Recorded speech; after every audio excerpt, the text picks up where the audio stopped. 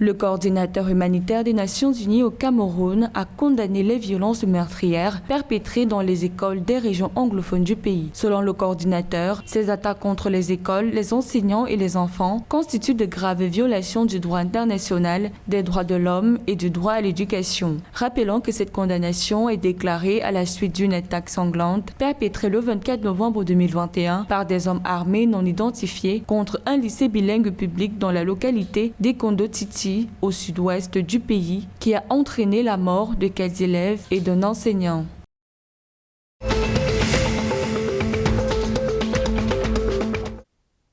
Au Gabon, le Parti démocratique gabonais, parti au pouvoir, annonce la tenue d'un congrès extraordinaire le 12 décembre prochain. Selon des observateurs, il s'agira pour le parti présidentiel de resserrer les rangs. Selon des sources officielles, plusieurs personnalités ont déjà répondu à l'appel, dont les ex-premiers ministres René Ndémézo Obiang, Jean Eyégué Ndong et les ex-autorités Frédéric Massavala Mabumba et Féfé Onanga. Toutefois, rappelons que cet appel est organisé à 2 ans de la tenue de la prochaine élection présidentielle prévue fin 2023.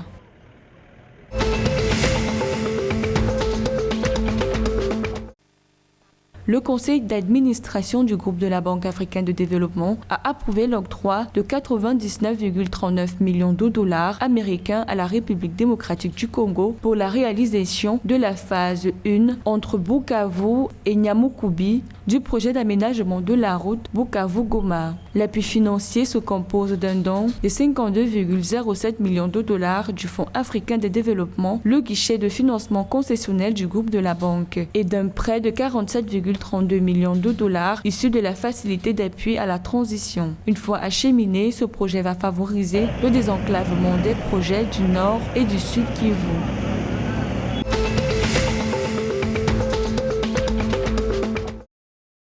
La ville de Brazzaville, capitale de la République du Congo, abrite du 29 au 30 novembre 2021 les assises de CEMAC Business Energy Forum pour favoriser la coopération sud-sud et la mise en œuvre des projets énergétiques inter-États. Ces assises sont par ailleurs placées sous le thème « Mise en œuvre de l'ASLECAF, impératif du développement de l'industrie énergétique en CEMAC et perspectives pour le développement des partenariats publics-privés ». Cette rencontre a pour objectif de mener des réflexions interactives entre les parties prenantes du secteur de l'énergie dans la sous-région CEMAC et d'élaborer des propositions pertinentes en même de faire évoluer davantage les acteurs et les échanges dans ce secteur.